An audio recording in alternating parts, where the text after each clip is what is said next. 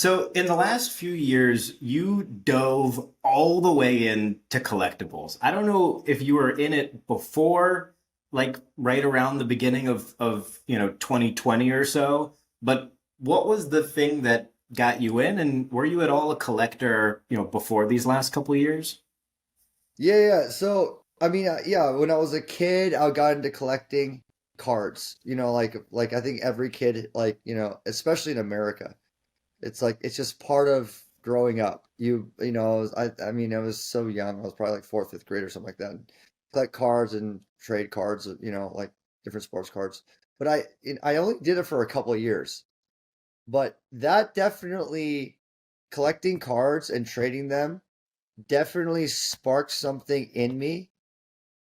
Like that was the spark of me becoming a collector without even realizing it. Because later on in like my teen years, you collect things that you can afford, right? You're a kid.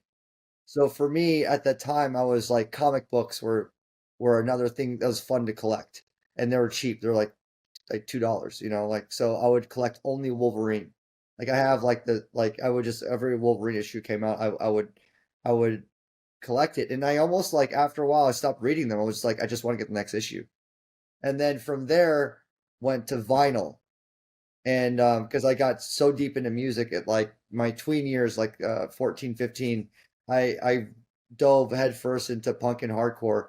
And part of the lifestyle of being a punk and hardcore kid is having a vinyl collection, like and it's almost like baseball cards. Like I would be like, yo, I got the limited pressing of the Gorilla Biscuits record. Like, ha, I got the yellow vinyl. You don't have the yellow vinyl. You have, it's really similar.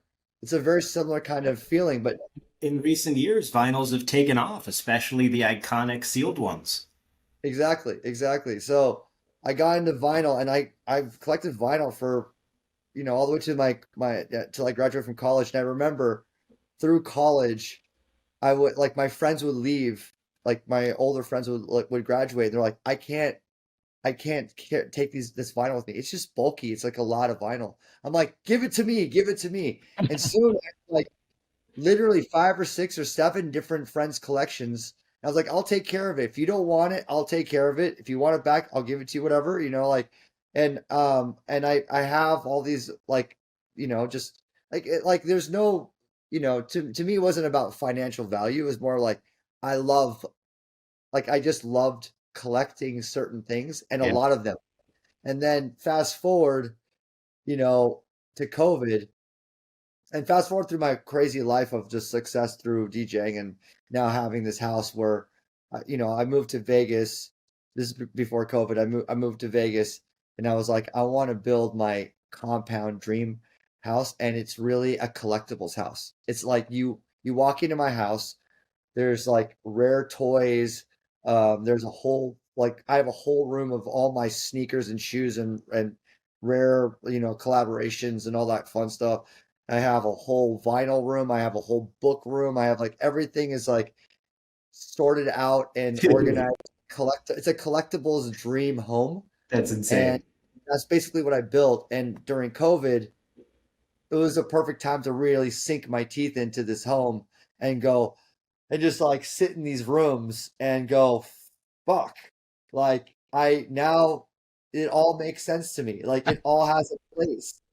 And and then, I'm really close with Dan Fleischman, who we started Cards and Coffee. Yep. He introduced me to Gary V, and he introduced me to a bunch of other card people like Josh Luber and Jason Coons and like this group, and they just onboarded me on into sports cards and I just became a fiend. I became like like you know a degenerate. I was just like buying millions and millions of dollars of cards in the course of a few years. Wild. And then I was like, sports cards, like, okay, I'm doing all sports. I want all the goats. So I went after all the goats, baseball, Mickey Mantle, PSA 6, 52 tops to, on the basketball, got the LeBron PSA 10. I mean, I'm sorry, the Jordan PSA 10, 86 Fleer. I got all the other goats, I went through all the different sports and just like try to get like the goats of what I could, what was a goat for me. And then Pokemon was a next surge of interest. And I was like, I want to go for the grails of Pokemon. I was opening up these Pokemon boxes. I went in and spent $420,000 on an Illustrator I mean, it's as good card. as it That gets was card wise. yeah. So I'm spending like six figures on cards at this point. This is a year into COVID, and I want the goats of I want the biggest girls of Yu-Gi-Oh, the biggest girls of Magic, the the biggest girls of Dragon Ball. I was just going through every TCG, and then as a creator, I'm an artist. I'm like always creating, and whenever I go into an industry, I want to create. I want to be a part of the industry, not just a customer of the industry.